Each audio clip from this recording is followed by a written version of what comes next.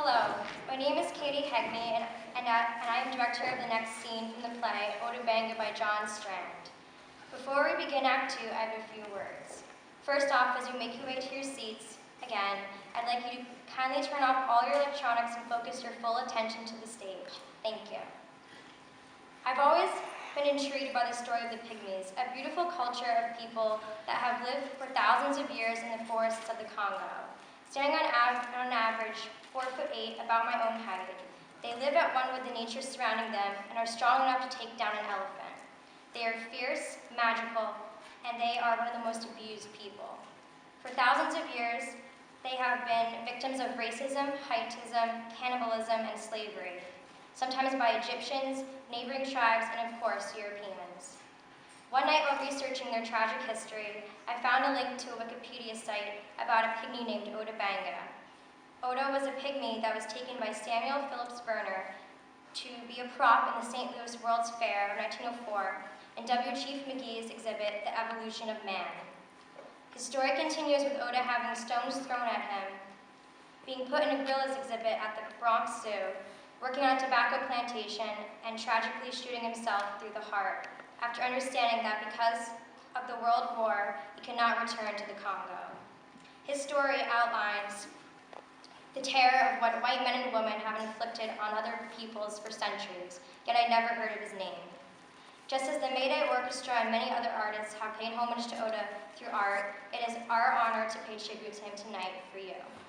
Now enough history. I'm so proud of my cast, Bella, Luke, and Christina. They have worked tirelessly this whole process to learn the historical facts, character development, and the culture of racism and of the Congo, bringing to life a behind-the-scenes look at how, out of ignorance, people are able to act with such cruelty. Luke has been the energy of the scene and has worked hard on memorization, and I couldn't be happier with his performance. He is McGee. Bella has looked within herself to relate to a time when women were even more oppressed and abused, striving to rise above the injustice. She has brought to life Miss Fairchild in ways I could not have envisioned. Christina has been the hardest working actor that I've seen in the PSB. Things may have not come easy, but her efforts have taken her so far into the character that it is such a treat, as you will all see, to see her perform.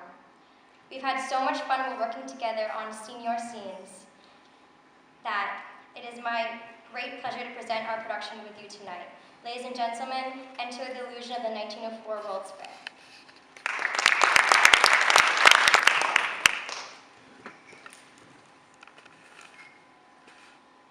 Picture dirigibles. A half a dozen or more. Blotting out the sun. The moon. Hovering like giant silent honeybees. Inside them, telegraph experts in constant touch with Chicago, Illinois. The world shrinks. I give you the choice of any man on earth to write telegraphic communications for the St. Louis World's Fair of 1904. Who do you take?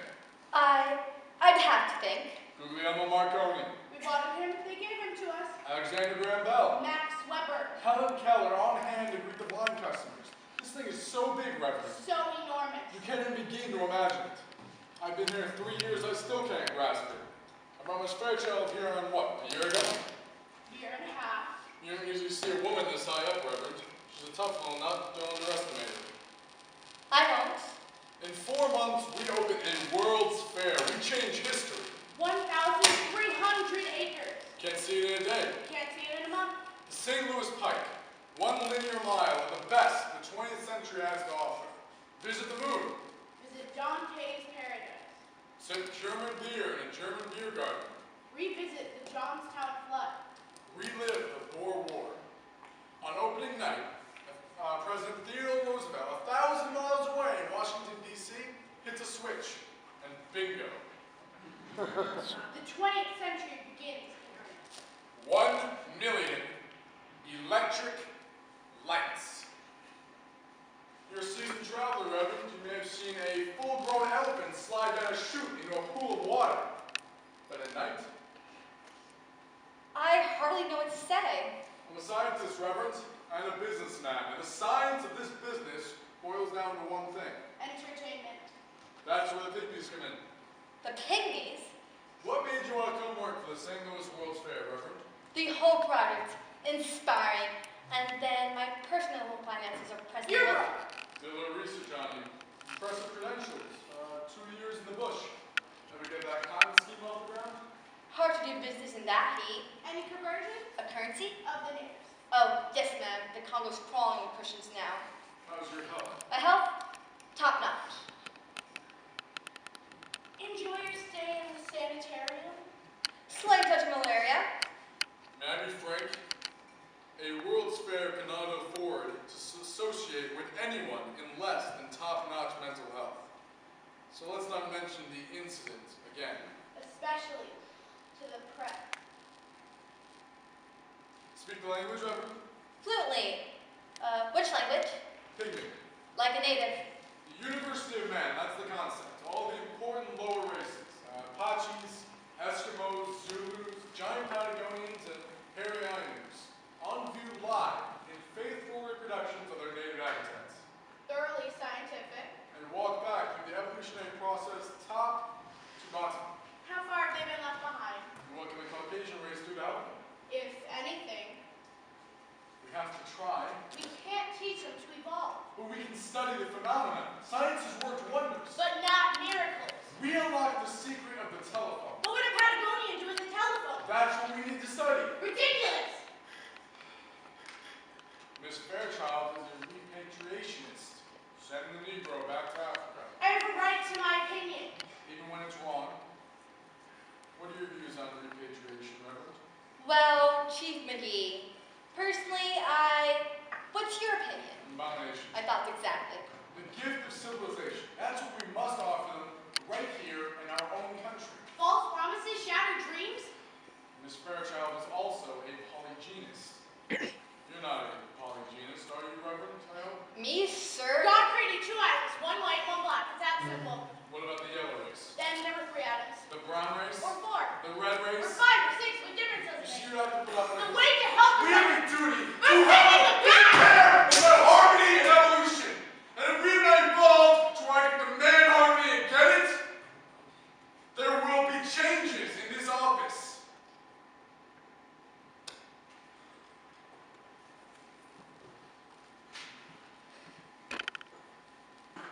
Reverend, I name you a special agent of the St. Louis World's Fair. Go back to Africa. Return with a dozen pygmies. I'll take 4 adult hunters, 4 adult females, none pregnant, 2 children, preferably male, a medicine man, and an elder chieftain in full dress. Any questions? What if they don't want to come? To the events of the century? Have you thought about budget? Well, no, I mean, 10,000 ought to cover it. Have you any idea what the personal gain is likely to be? Special Agent Reverend Dr. Verner, the man who brought back the pygmy. I can offer you $500. When can you leave? Almost late, I think. Write to us. A new era is being launched right here. World peace, prosperity, and universal understanding await us. Good hunting.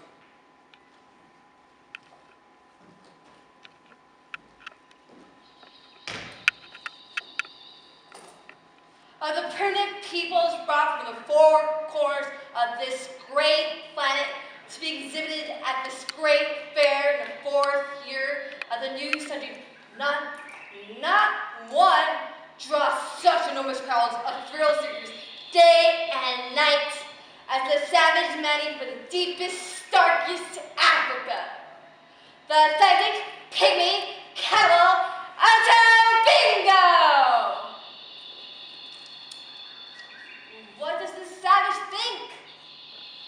What does he feel? And here's the scary part, at least for this observer. What will he eat? Scientists from around the world have gathered here in St. Louis, Missouri, to solve the mystery of the pygmy cannibal. This specimen is believed to be 23 years of age. He will never grow large in a well-fed 10-year-old boy. Jungle life is fraught with danger. The St. Louis Post-Dispatch reports that this pygmy's late wife became a neighboring tribe's main course for dinner. Science has discovered a great deal about the pygmy cannibal race and young and given the right diet, they make excellent servants. They have no religion, no tradition, no knowledge of handicraft or agriculture. They're cunning and devious and enjoy torturing animals. The pygmies have a snout, black jaw, similar to the common groundhog, and their skin is covered by a thick pelt of fur. No pygmy has ever stepped foot in the Western Hemisphere, and they have no regrets for their cannibalism. Their brains are 40 cubic inches smaller than the Caucasian, and their women have been described as pretty little nut-brown maids. Size has nothing to do with intelligence, but with proper training, he can learn to live among us. You're free to Benga!